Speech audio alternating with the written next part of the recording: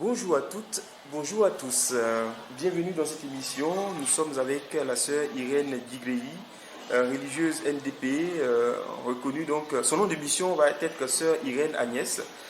Bientôt 50 ans, sinon 50 ans, qu'elle a donné, qu'elle a dit oui à jamais au Seigneur, qu'elle s'est, on va dire, qu'elle a fait alliance avec son Dieu pour la vie sans jamais regarder en arrière.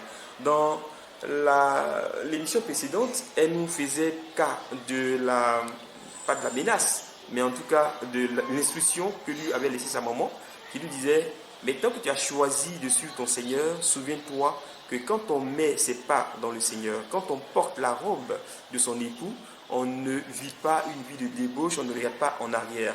Une très grande catéchèse, on va dire, une très grande instruction biblique qui va permettre à la sœur de pouvoir tenir, nonobstant les hauts et les bas de la vie de consacrée, de la vie religieuse, nonobstant le vent, la pluie, les montagnes, les crevasses, les plaines, la savane, la forêt, les intempéries, mais elle va résister jusqu'à 50 années de vie religieuse. Et il y en a qui ont vécu, qui n'ont même pas eu 50 ans et qui sont retournés vers le Père. Elle a vécu plus et elle a donné 50 bonnes années de sa vie au Seigneur, son Dieu. Et aujourd'hui, nous célébrons Dieu, nous remercions Dieu de lui avoir permis de faire cette marche avec elle, un demi-siècle avec son Dieu. Je crois qu'il est temps de dire merci à Dieu, de lui rendre grâce pour tous ses bienfaits. Bonjour ma soeur. Bonjour, monsieur Pierre Kipré. Alors, vous êtes religieuse NDP, sœur Irène Agnès, 50 années. Comment est-ce qu'elle est née après cette vocation qui est née, avec cette difficulté avec votre maman, pour la suite? Comment est-ce que ça s'est passé?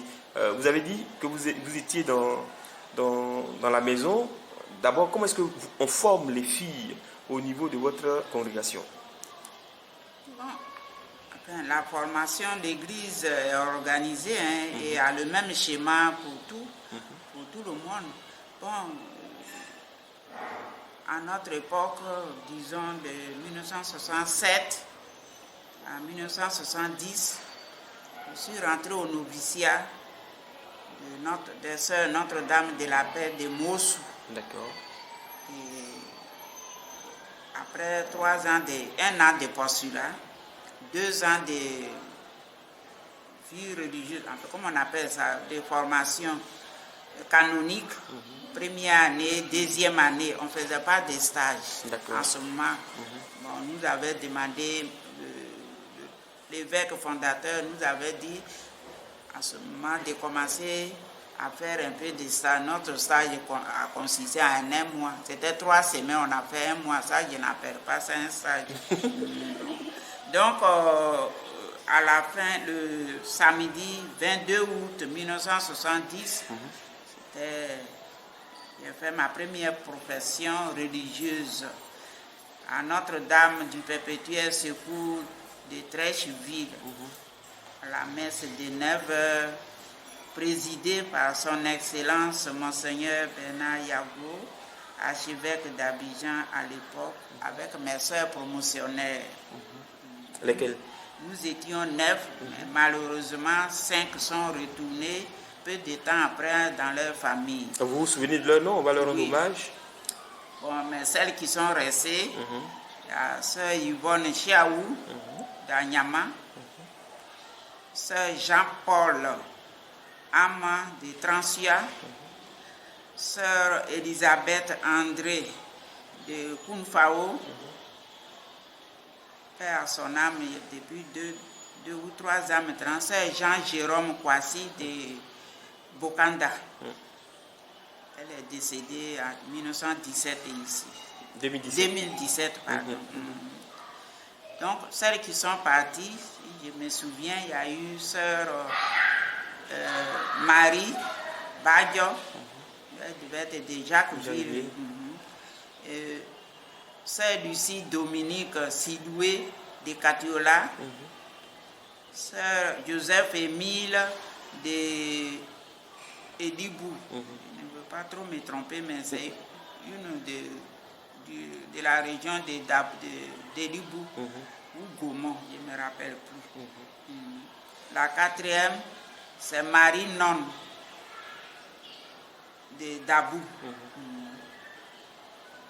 Elles ont aussitôt, après 2 années, 3 années, 4 années de vie religieuse, elles ont demandé à se retirer et nous étions restés 5.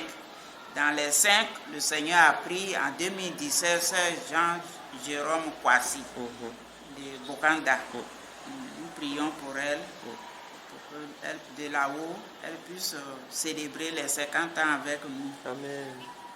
Donc nous considérons ici les 50 ans comme une année de grâce que moi personnellement je n'ai pas mérité.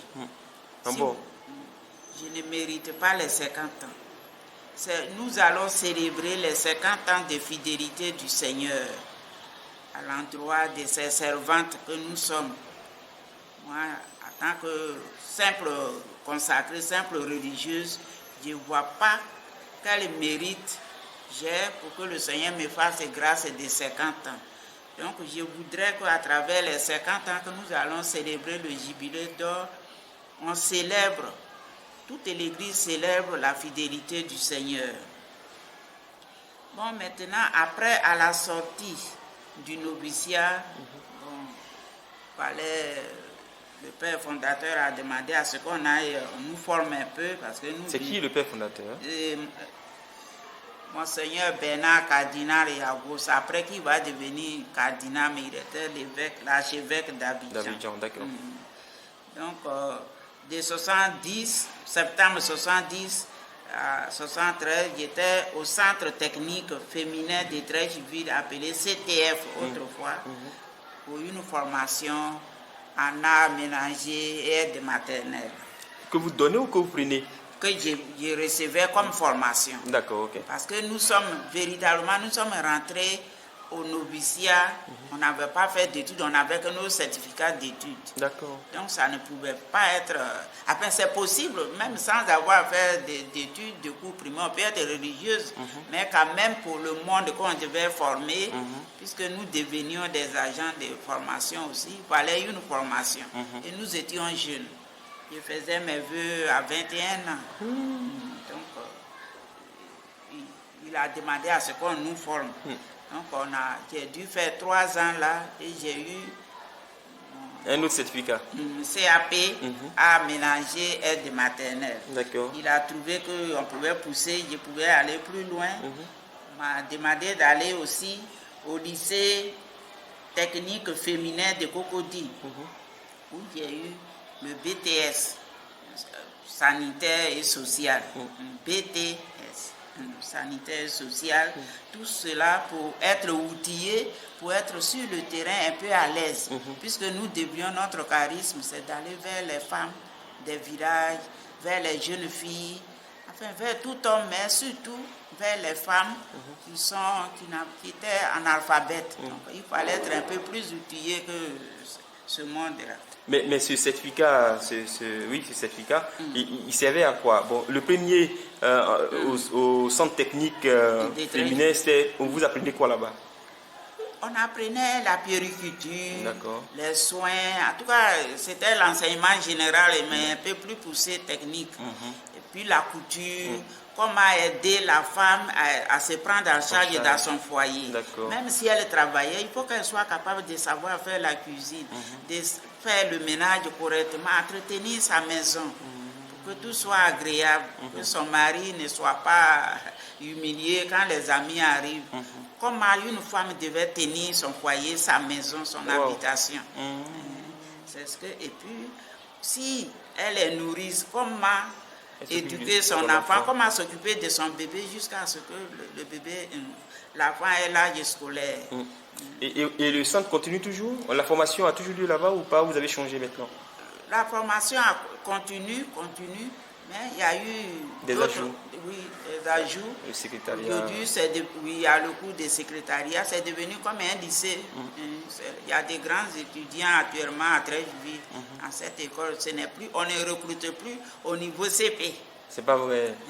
Il faut le niveau, on recrutait un moment au niveau BPC, parce que le premier diplôme nous donnait le niveau des BPC. D'accord. Et on pouvait aller en l'enseignement ou bien rentrer à l'école des sages-femmes ou des infirmiers. D'accord. Et maintenant, on demande dans le recrutement, bon, je crois qu'ils prennent le niveau bac. Ah, mais là, ça ne répond plus à la prérogative du fondateur qui ne voulait pas que ces jeunes sœurs soient comme ça, abandonnées. Et celles qui ont maintenant le certificat, qui n'ont pas pu aller au BEP, au bac, qui veulent bien s'insérer dans le tissu, qui s'occupe d'elles maintenant? Ah, là, vraiment, actuellement, il y a quand même les filles ont un peu plus un niveau plus haut, plus élevé que le CEP actuellement. D'autres ont fait la classe des 4e, 3e, n'ont pas eu le BPC, mais comme l'enseignement a été rehaussé, c'est un peu difficile de suivre les cours. Si, si. Mais d'autres organismes s'en occupent. D'accord. Donc après, très vite, vous êtes allé à la formation? À la formation, au lycée technique, et après ça... Là-bas, vous avez appris quoi maintenant? À Cocody? À Cocody, c'était toujours les mêmes choses, mais à un haut niveau. D'accord. On nous proposait soit cours de secrétariat, l'enseignement des puéricultures et autres. Pâtisserie. Pâtisserie, très bien, oui. Et à la sortie de là, c'était maintenant, j'ai fait là-bas de 76 à 79. Après, ça m'a donné le droit, c'est trop dit. Je pouvais avoir le niveau pour passer le concours des sages-femmes et infirmiers de Côte d'Ivoire. C'est pas vrai. Bon, nous, on n'a pas passé, à vrai dire, le concours en ce moment. On est parti comme des élèves au concours direct. D'accord. Voilà, comme j'avais une base. En ce moment, l'esprit était frais, donc je faisais partie des meilleurs élèves et j'ai été recruté à l'École nationale des infirmiers et sages-femmes. Et après 3 ans, j'ai eu mon diplôme d'infirmière d'État. C'est pas vrai. Et vous avez exercé?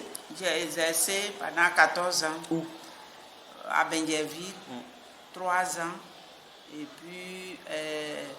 à Daloa. Vous savez faire des injections, tout ça, J'étais une infirmière diplômée d'État. C'est pas vrai. et c'est quoi? Vous êtes en congrégation et puis vous allez au travail? Oui, une religieuse infirmière peut aller. J'étais employée par la fonction publique. J'étais un agent de la fonction publique. En ce moment, mon âge et puis ma formation me donnaient droit à ça. Ici. Mais je me suis arrêtée à 14 ans de service. Pourquoi? Parce que la congrégation avait besoin de moi pour d'autres services. D'accord. Si bien que je ne suis pas arrivé à la retraite et puis le père fondateur a demandé que je reste. Je travaille à l'intérieur de la congrégation au sein du conseil général. D'accord. Pour des travaux, pour les services de congrégation et que c'était aussi prioritaire. D'accord. Donc, sinon j'ai travaillé au médico-scolaire de Benjerville, au médico-scolaire de Daloa pendant 11 ans, mais tout en étant religieuse, je vivais ma vie communautaire. Comme fonctionnaire, j'allais au service et puis je revenais. Super. Et puis j'avais droit à un congé administratif de 30 jours. Je pouvais aussi faire les retraites. J'ai eu de bons patrons à ce moment qui me permettaient d'aller, quand c'est le moment des retraites annuelles, de la congrégation, je pouvais y aller. Quelquefois, ils me retranchaient les 10 jours que j'ai passés ailleurs, mais tout s'est fait à base de confiance. Ils savaient que j'ai travaillé vraiment honnêtement pour l'État, pour l'Église. Super. Et donc là, on vous appelle.